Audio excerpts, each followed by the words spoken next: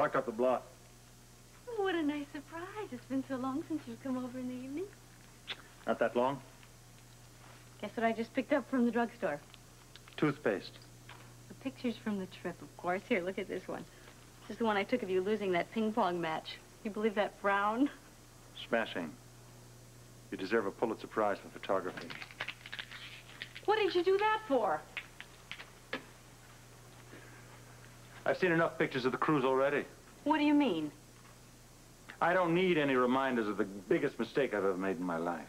The cruise?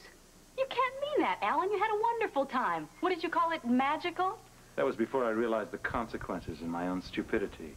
The only thing magical that I need right now is a voodoo doll of Monica and a bucket full of pins to shove in it.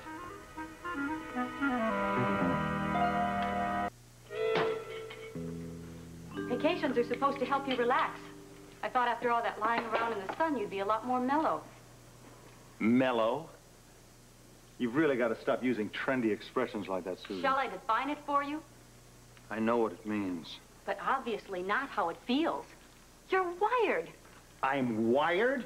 There's another cute one. You know, it's a miracle we can talk to each other, considering we barely speak the same language. It's not a language barrier we have. It's a communication problem, and right now is a real good example. I have no idea what's bothering you. Seems that our romantic cruise has put a damper on our romance.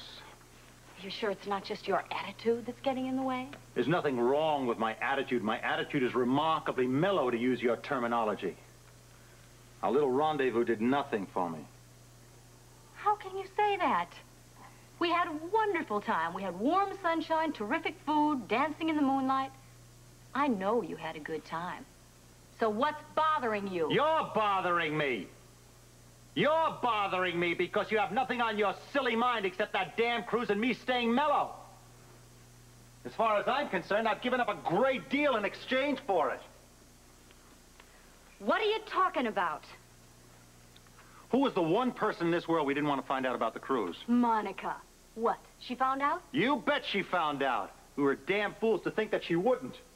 She can't prove anything. She can't, huh? I'm not finished. The woman has photographs. The woman has an entire album full of your cute little dimples and my sweet little frowns. How do you know? Because Monica dropped it on me like a ton of bricks, and she did it right in front of Lee and Gail. Well, that explains that man who was following us around the island. Right. That man that you said was, Just a tourist. Just a tourist. Just a tourist on Monica's bankroll. I can't believe Monica would actually hire a professional photographer. That's amazing. But you know what I don't understand is how she arranged the whole thing in the first place if she didn't find out about us till after we left. There's a telephone on the ship. The woman using that kind of money, what's the big deal? She phones the ship, she finds herself a cute little shutterbug on the ship, and he follows us around the island. I had no idea Monica would stoop this low. Are you serious? The woman's been doing deep knee bends for years. Well, it just makes her all that much more hateful. At least she's not stupid. Are you insinuating that I am? I'm insinuating that I am for agreeing to go on that ridiculous cruise, which, by the way, has got to be the rinkiest cruise ship that ever went on the seas. I mean, it was more like an amusement park ride. You didn't complain then. Because I didn't think about it then. When I reflect on the whole idea of going out, I mean, I can't believe how dumb I was to even let you talk me into it. Alan, you talked me into it. Oh, don't be so stupid. It was you who came to me with the idea, wasn't it? Who was it then? It was your father, if I'm not mistaken. My father? Yes, dear, dear Ed. Every time you come, I have to go up there. I'm leaving anyway. No, you're not. Not till we're finished talking. I thought we had finished talking. Well, you might be, but I've still got a thing or two to say.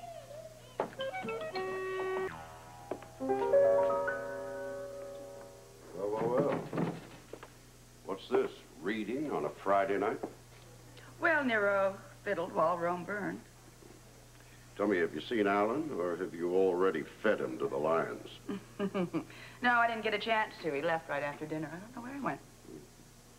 Oh, it's too bad. I lost my shirt playing cards at the club this afternoon. I was hoping to recoup some of my losses by playing backgammon with Alan. Ah, he's that easy a mark, is he? You should know. You've taken enough shots at him. And of him. Which I assume is the reason that you're sitting here reading tonight, instead of chasing all over the countryside after him, huh? Well, yes, I kind of think the pictures I have right now are quite sufficient ammunition. You're really enjoying all this, aren't you? You bet I am. In fact, I'm going to be kind of disappointed when it all ends. You know, Monica, I just can't get over the change in you since you've joined our fold. From a wide-eyed ingenue to, Matahari, right? Well, I owe it all to you. me? You, your son, your wife, and all the other assorted quartermains that have passed through these halls. Yes, I've gotten quite an education. You've sure passed with flying colors. I had to survive. Oh, you've done a great deal more than survive, Monica. You've not only achieved our level of adroitness, you have surpassed us. And now, with any luck, I shall be rid of you. Perhaps. Yeah, I think I'll go upstairs. Maybe my son has returned. I wouldn't count on it.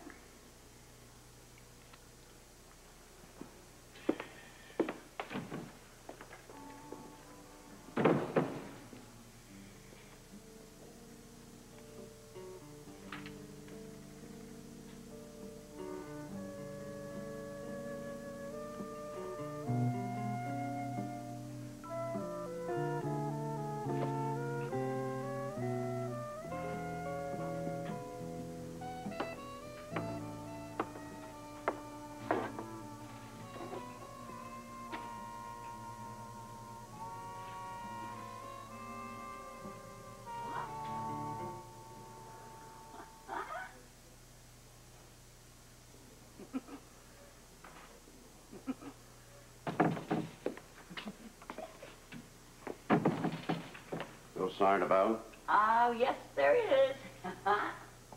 What's so funny? Well, I found Ellen. Where? Right here.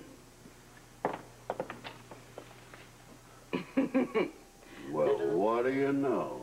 Havoc in paradise. Come on, let me see. Come on, move. Come on. Holy cow, I hope there aren't any breakable objects over there. Don't worry, everything in that house is either lucite or plastic. Come on, move over. It's my turn. What is this? Are we taking turns? We're not playing backgammon, you know. Well, I know, but it's a hell of a sight more amusing. You don't understand, do you? You're right. I don't. You're giving away everything, Alan. You're throwing away everything, our whole life together. It's not my fault, damn it. I didn't ask Monica to take those pictures. But you're letting it get in the way of our lives. It already has gotten in the way of our lives. What choice do we have? I mean, Monica's going to take me to court now, and she's going to destroy me. I'll be lucky to be left with the clothes on my back. That used to be all you cared about. What are you talking about? Before, in the beginning, when we first started. Even before Jason was born, you said all you cared about was me. That the Quartermain money meant nothing to you. It's not the Quartermain money now. It's the Quartermain fortune. Oh, I see. So now Jason and I don't mean anything. Is that it? Suddenly you don't care anymore about family or love or having a life together? It's not so sudden, Susan. And if you had your eyes open, you would have seen it coming. Would have seen what coming? This argument, this deliberation right here, and the ugly reality of how much that money means to all the parties involved. All I see is what you're giving up because of it, Alan. Who cares about that money anyway? You do. Me? That's right. That's ridiculous. I hate that money and everything attached to it. Do you really? Yes. Then why is it that you let me shower you with all the gifts that I have? Well, I assumed that they were given out of love. You think that love alone bought cottages and mink coats and everything else? Because if you do, you got an awful lot to learn. You want them back? I didn't say that. No. Take them back. I'll tell you what, you can start with this. Susan, you're getting carried Here. Take your mink coat and bring me the papers tomorrow. I'll sign over the cottage. Susan. I never asked for any of those things, Alan. Not one of them. And they're starting to make me feel cheap and bought and kept. Maybe for a good reason. Wow. What? What? Tell me. Powerful right to the jaw from that front. You're kidding. She hit him? Oh, yes. A punishing blow.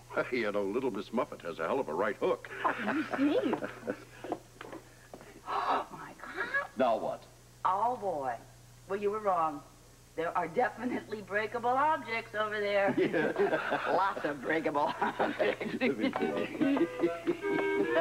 Oh, the poor. Wow. I could hear the door slam all the way over here. He left? Had a dead run. Well, you know, Alan could never stand up to a dominant woman. Well, that must mean he's on his way home, then. Hey, he doesn't have any place else to go. Maybe I better put out the welcome mat. Hire a brass band to greet him. He's certainly going to need all the cheering up he can get. I like to see him suffer. You know, Monica, you really are cruel. Oh, I wouldn't say cruel. No? Avenging. Wicked. Truculent. Wait a minute, I've got it. Ruthless. You realize, of course, that you just named all the qualities that you possess. Well, of course I possess them. I am a Quartermain. And so am I. Mm-hmm. Well, your tactics lately have certainly proven that. I'm not sure that I approve 100%, but if it gets Alan away from that little old milkmaid, why, I'm certainly not about to interfere. No, not if you know what's good for you. Especially then. Well, then, you know, maybe we are different, Edward. Yeah. Perhaps you're not as much a Quartermain as you think you are, Monica. Because, believe it or not, we Quartermains are not all bad. We do think of old times. We remember. Even you? Yeah, even me. Lately, I've been thinking about that summer that I first met Lila.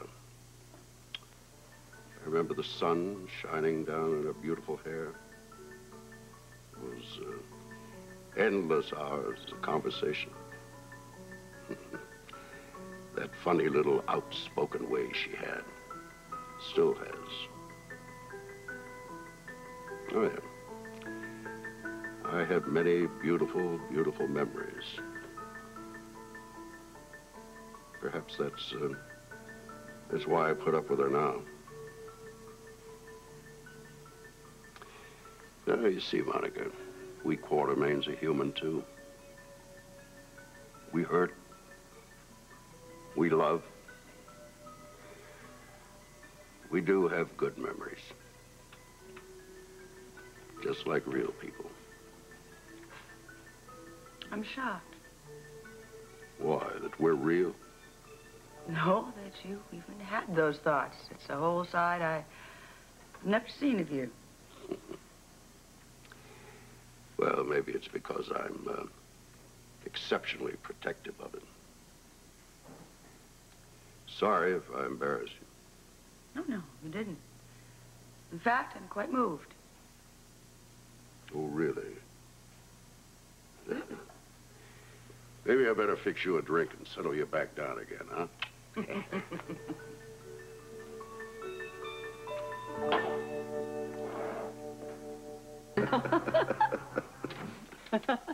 Oh, perfect. Just what I needed. My father consorting with the enemy. Well, perhaps if you'd been here for the game of backgammon, as you promised, you wouldn't have had to see that. I was out. Doing what, pray tell? I was finishing up some business. That's an interesting choice of words. What's that supposed to mean? Nothing at all.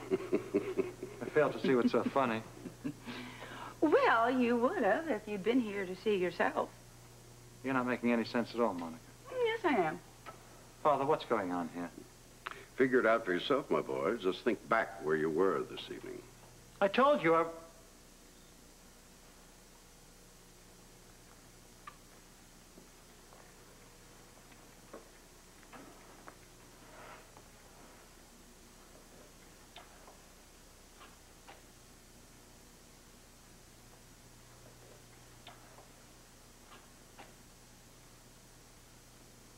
Now, do you see? Yes, I see, Monica. I see how pathetic you really are. Nothing moves you. Nothing means anything to you. You're a sick, malicious woman. I told you wouldn't be as amused by all this as we were. And you, sir, your loyalty has the consistency of oatmeal. Oatmeal?